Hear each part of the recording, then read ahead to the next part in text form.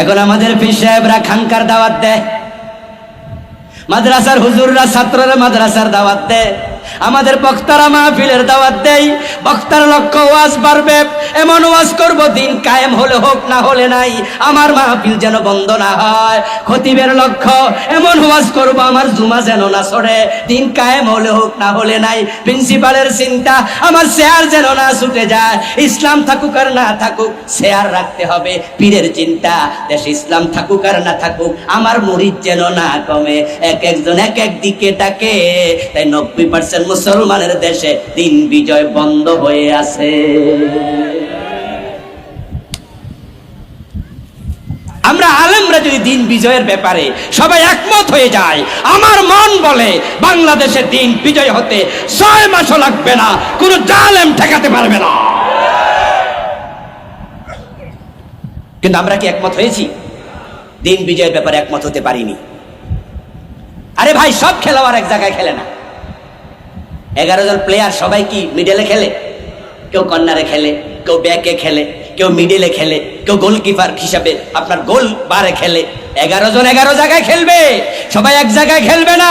লক্ষ্য বানাবে একটা, পীর সাহেব, বক্তা, প্রিন্সিপাল, তাবলীগ সবাই এক জায়গায় আসবে না, এক একজন এক এক জায়গায় থাকবে। তুমি খানকায় বসে দিন বিজয়ের কথা বলো, মাদ্রাসার প্রিন্সিপালের চেয়ারে বসে দিন বিজয়ের কথা বলো, বক্তা মাঠে ময়দানে বলো, তাবলীগ ইজতেমায় বলো, সবাই বলা শুরু করো। এই দেশে দিন বিজয় কোনো জালেম ঠেকাতে পারবে না। কিন্তু বলতে তো হবে। বললো কই? বললে তো আবার নেতারা নারাজ হয়ে যাবে, হালুয়া রুটি কমে যাবে। দিন বিজয়ের কথা বললে জেলে যাওয়া লাগে, দিন বিজয়ের কথা বলে মামলা হওয়া লাগে, দিন বিজয়ের কথা বলে চাকরি চলে যায়। দুনিয়াকে প্রাধান্য দিয়েছ, তা দিন বিজয় থেকে আছে, আখিরাতকে প্রাধান্য দাও। ভয় পেও না, হাসতে হাসতে রক্ত দিবা, প্রয়োজনে জীবন দিবা, এগিয়ে যাও, আল্লাহর সাহায্য নেমে আসবে। আরি চাচা, লোকের আদর্শ বানানো দরকার আছে? এমন আদর্শ ভাই তুমি অন্য কাউকে আদর্শ কেন বানাও? এই মুসলমানের সন্তান, তোমার মুখ দিয়ে কেন স্লোগান বের হয় অমকের আদর্শের সৈনিক? পাইছোটা কি? তোমার জন্য মডেল তো মুহাম্মাদুর রাসূলুল্লাহ সাল্লাল্লাহু আলাইহি ওয়াসাল্লাম। রাসূল ছাড়া কাউকে আদর্শ বানানো যাবে না। বাবা হিসাবে তিনি আদর্শ, স্বামী হিসাবে তিনি আদর্শ, আপনার জন্য একজন নেতা হিসাবে তিনি আদর্শ। দেশের মসজিদের ইমাম যদি ভুল করলে লোকমা দিতে হয়, বারবার ভুল করলে সরাইয়া দিতে হয়। 52 বছর রাষ্ট্রের ইমামতি করে দেশ চালাচ্ছে আল্লাহর আইনের বাহিরে। আমরা 92% মুসলমান যদি লোকমা দেয়া শুরু করে দেই, তারা সোজা হয়ে যাবে। সোজা না হলে তাদেরকে সরাইয়া দেশের নতুন ইমাম বানানো দরকার আছে না নাই?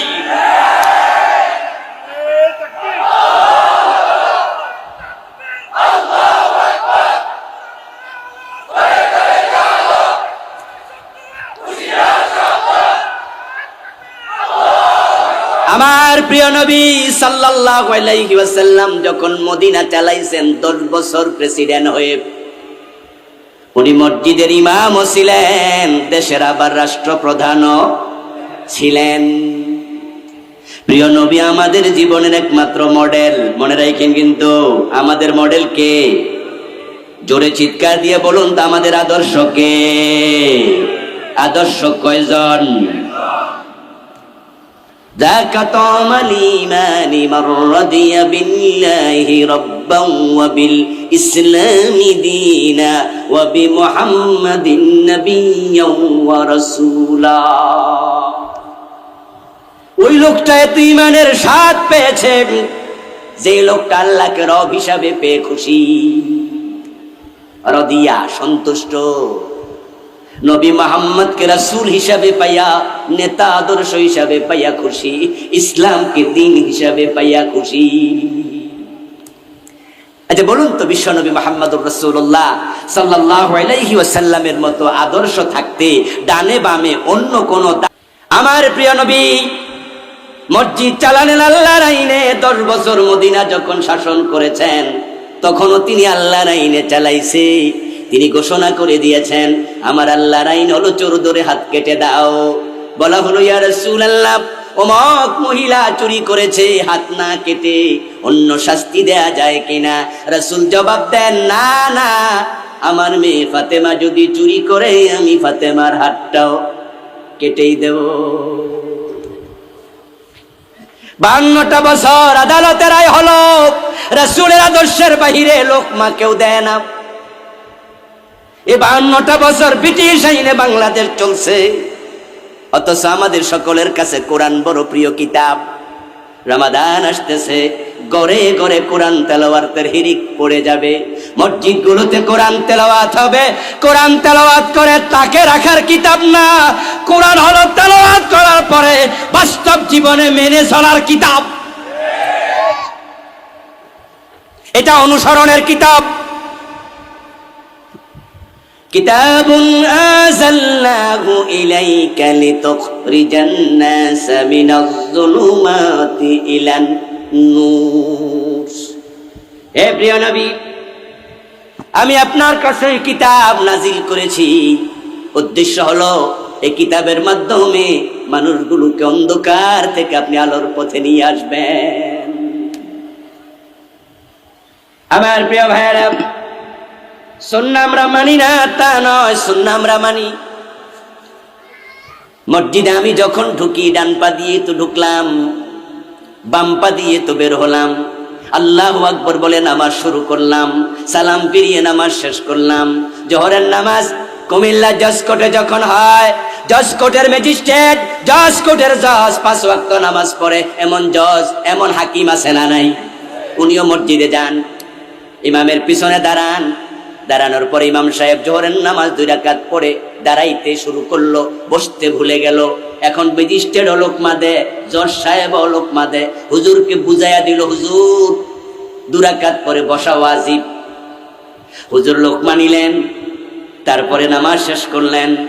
জজ সাহেব হাকিম সাহেব জজ কোর্টের চেয়ারে গিয়া বসলেন। এখন চুরির মামলার শুনানি, আজকে রায়। যখন রায় দেয় তখন জজ সাহেব চোর ধরে হাত কাটার রায় দেয় না, জীবনও দেয় নাই। উনিও বললেন জেলে ঢুকাইয়া দাও। এবার আপনাদের কাছে জানতে চাই, যে জজ সাহেব হুজুরের লোকমা দিলেন ওয়াজিবে, ওয়াজিব ছুটে গেলে যদি লোকমা দেয়া লাগে, রাসূলের সুন্নাহর বাহিরে গেলে নামাজ হবে না, এটা যদি জজ সাহেব বুঝে। এবার জজ সাহেব যখন রায় দেয়, চোর ধরে হাত কাটার রায় দেয়া ওয়াজিব না ফরজ? আল্লাহর কাছে গুরুত্ব কোনটার বেশি, ওয়াজিবের না ফরজের? অথচ জজ সাহেব বুঝলো না ইসলাম, উনি ওয়াজিবে লোকমা দেয়, নিজের ফরজের খবর নাই। ও দোস্ত, তোমার মুখে দাঁড়িয়ে আছে, মাথায় টুপি আছে, তুমি সুন্নাহ মানো, কিন্তু তুমি কেন ভুলে যাও আমার নবীর সুন্নাহ জীবনের এক জায়গায় না। সুন্নাহ থাকবে সেখানে, আপনি আমি থাকবো যেখানে। সুন্নাহ হবে নিজের জীবনের বটম থেকে টপ, পাকঘর থেকে সংসদ ভবন, ব্যক্তি জীবন থেকে আন্তর্জাতিক বলয়, সব জায়গায় নবীর আদর্শ যে মেনে চলবে, মানার ব্যাপারে বদ্ধপরিকর হবে। কানা মাই ফিল জান্নাহ, রাসূল বলে সে আমার সাথে জান্নাতে ঢুকবে।